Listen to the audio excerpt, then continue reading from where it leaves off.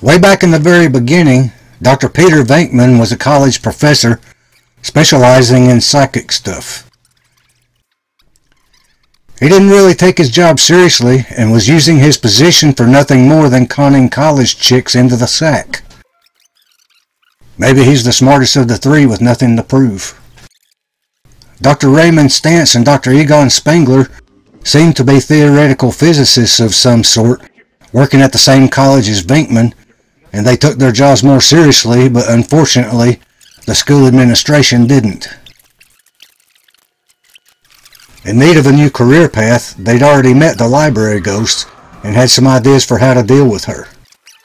So Pete and Egon convinced Ray to mortgage his house so they can start a ghost hunter business. Ray was having buyer's remorse about that till he rode on the fireman's pole, then he was all in. Meanwhile, Dana Barrett's neighbor Louis Tully has the hots for her, but he's a nervous accountant and totally not what she's into. Squeeze it and see what happens. He doesn't seem to be shy or insecure, he's just a head shorter than her and socially ridiculous. Take off. But who am I to say? It's not like Manhattan is the same as my town, where all women left available on the booyah market are incapable of respecting a man who won't beat her.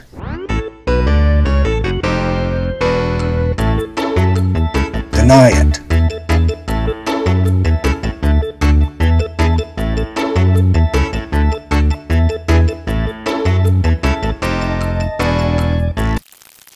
In civilized places, non-cavemen can actually get and keep a girl. And you know he is Rick Moranis after all. Who doesn't like Rick Moranis?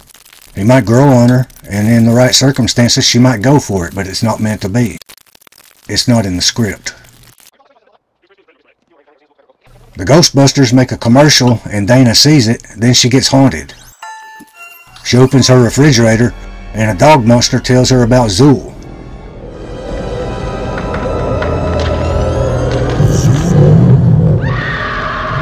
Ray brings the Ecto-1 home for the first time, but they've got a lot of customizing to do before it's ready. It would have been super cool if the Spengler grandkids were Janine's, but she's going to hook up with Louis in the next movie. We still don't know for sure though till Afterlife comes out. Dana calls on the Ghostbusters to get the monster dog out of her refrigerator and meets Peter.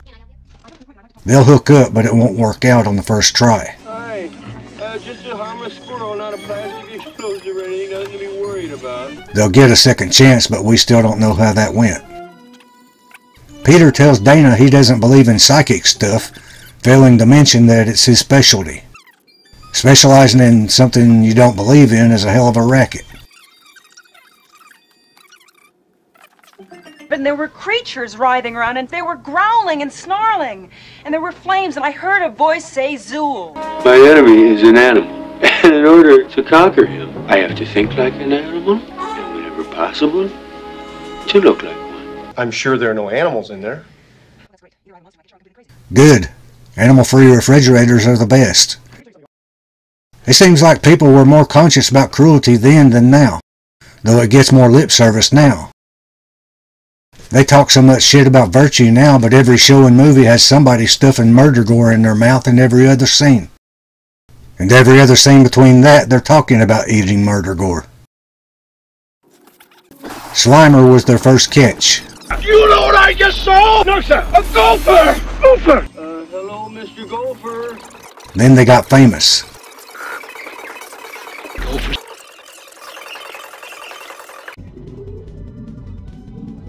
Then Ray got dead by a haughty ghost. Looks like she escaped from an Aerosmith video. Janine hires Winston Zeddemore for $11,500 a year to be the fourth Ghostbuster, and the only one without a PhD for some reason, though you'd think it would be required, and since this is all made up anyway, why couldn't they have made Winston a professor anyway? They still could have hired him later without making him one of the original three.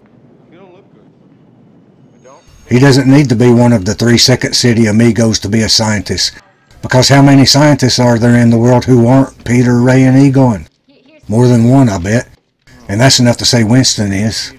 It's understandable that they didn't do that because I think cognition is difficult for most people who aren't me. I gotta get inside this dude's belt and crawl around for a few days.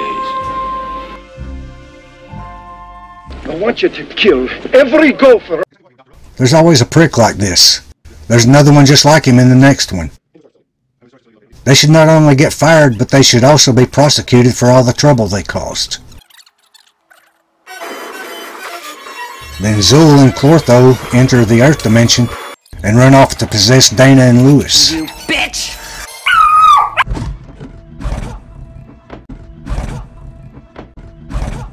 Okay, Merry Christmas, good day. Take off. Merry Christmas, hoser. Take off. I smell varmint poontang. It's just a bush. Take off, hosehead. The prick shuts off the containment machine, which causes an explosion, and all the caught ghosts get free to join all the uncaught ones that were already increasing their activity around town. The Ghostbusters are in jail for what the prick did, and they figure out that Dana's building was designed by a Gozer worshipper for the purpose of bringing Gozer to Earth. Zool and Clortho are part of that, and Lewis has got to stick his key in Dana's gate hole or something like that to bridge the dimensions. The mayor gets the Ghostbusters out of jail, and the prick gets exposed as a fuck-up. The Ghostbusters arrive at the Gozer building, and the area is unstable.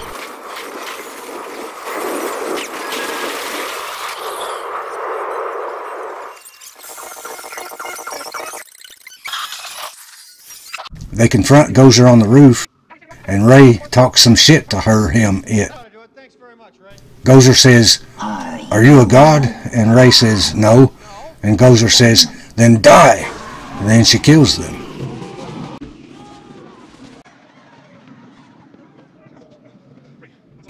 Oh wait, no, they're fine. The god's death blow didn't really do much of anything at all.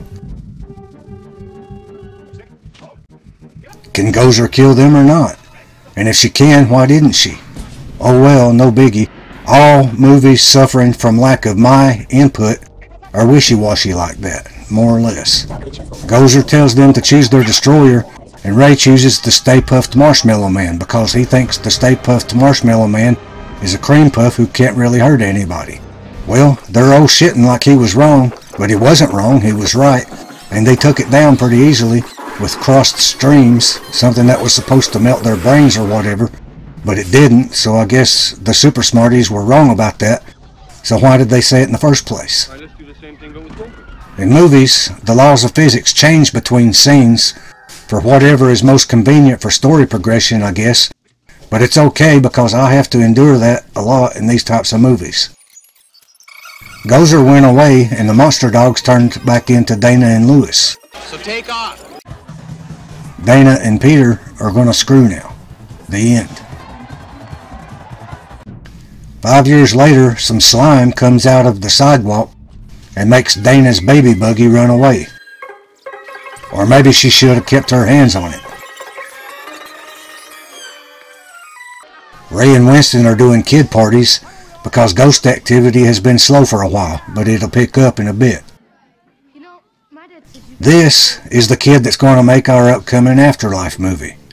I guess to most of you, he's your age or older, but he's a kid to me because I was 25 in '89. I hope the shit he doesn't make it woke. Surely Bill and Dan will make sure he doesn't. Or maybe it's not up to them, maybe it's up to Columbia/Sony. Well, we know what to do or not do if they go the woke route with it. Same thing we've been doing. Don't change a thing, don't give an inch. GWGB. Peter now has a psychic TV show, and one of his guests says the world's about to end. Yeah, well, again? Dana's taking up art restorations, and one of the paintings is planning to take over the world. Peter finds out that Ray and Egon have been talking to Dana about the baby buggy incident, so he makes them drag him back into her life, since neither of them are humping anybody else at the moment. Who is the gopher's ally? His friend. The harmless squirrel and the friendly rabbit. Egon, Ray, and Peter go to the place where the baby buggy went for a ride and get big paranormal readings coming from under the street. They come back at night and poke a hole in the street and find the river of slime, in trouble with the law.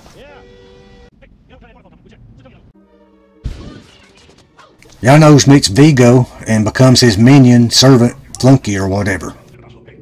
Vigo's first order is for Janos to get him a baby body to possess. Yes, master. Janos has already been creeping on Dana, so he picks her kid. This is crap. Everything that happened in part 1 is now made out to have never happened. Normalcy bias is one thing, but when everybody saw the ghosts, you can't go back to disbelieving. I see creative limitations in the choice to do it this way. Sure, you can start out with a world that resembles ours, but you can't return to square one after your ghost cherry is broken. I mean, hell, in our world there's circumstantial evidence of ghosts, and that's enough that nobody in our world can be so certain ghosts don't exist. But in a world where a horde of ghosts went on a rampage only 5 years ago, they're going to officially declare ghosts non-existent? That's freaking stupid. Give me a break. But just like it always is with Ash vs. Evil Dead, the boogeyman fighters are saved and vindicated by the very boogeymen they fight.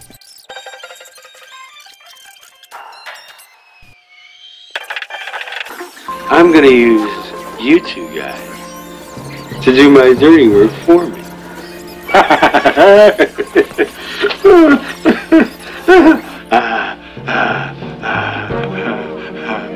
Look at this. It's the gopher.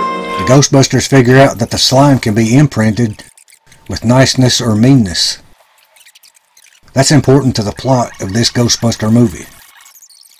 Some Vigo slime invades Dana's bathtub. It's after her baby. So Dana and the baby book it to Pete's place, and the two former lovebirds get mushy on each other, while Egon and Ray do research on Vigo the Carpathian.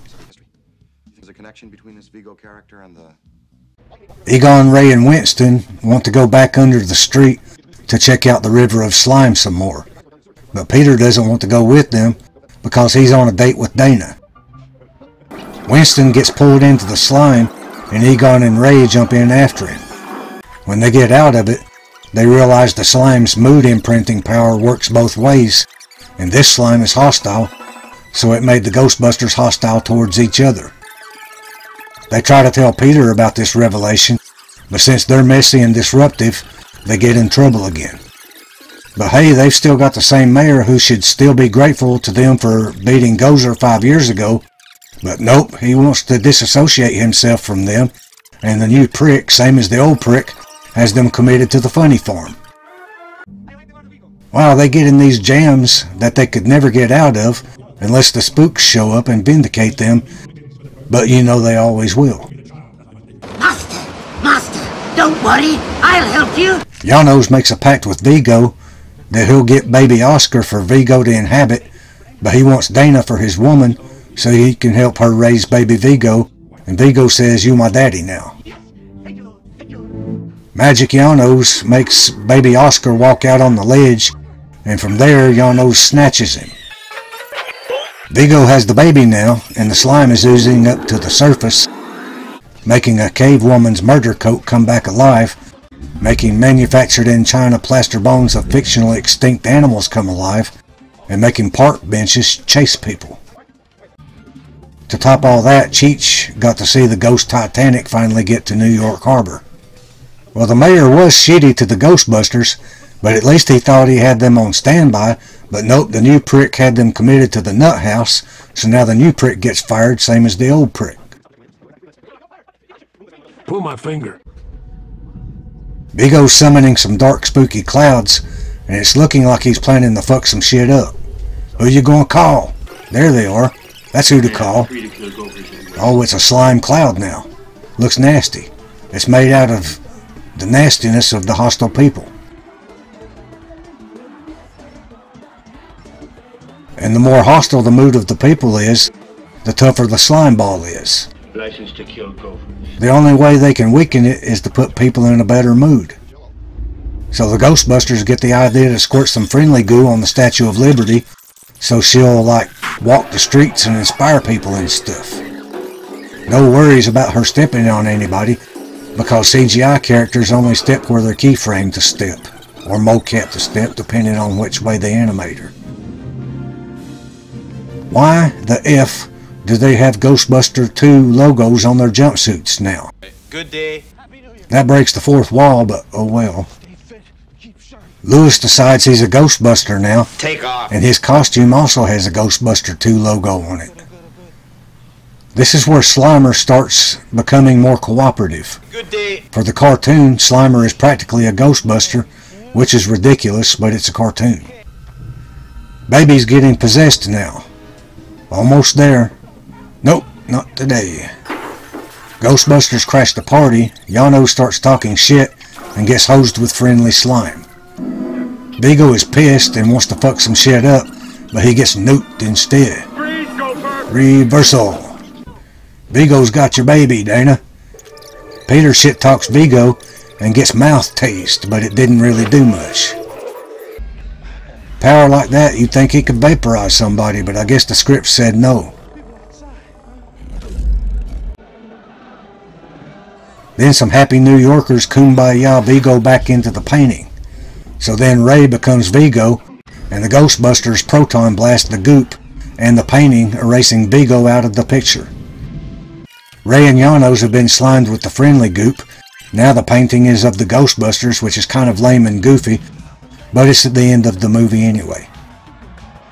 The town is grateful again, but will it last? At least the Torch Lady got through it unharmed.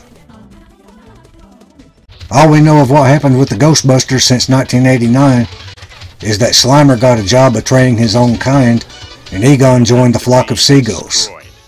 But we're soon to get an update. You've seen the trailer. My grandfather died. My mom says we're It seems to indicate that Egon is deceased now, like his actor. I'd like to see his ghost. I don't think Ramus would mind. I'm of the opinion that he'd be in favor of it. I'm also of the opinion that Ramus' spirit would not be in favor of the new movie being clouded over by an irrelevant agenda. I think an irrelevant agenda hijacking this movie would be insulting to all the true artists who were ever involved with the franchise, the living and the dead.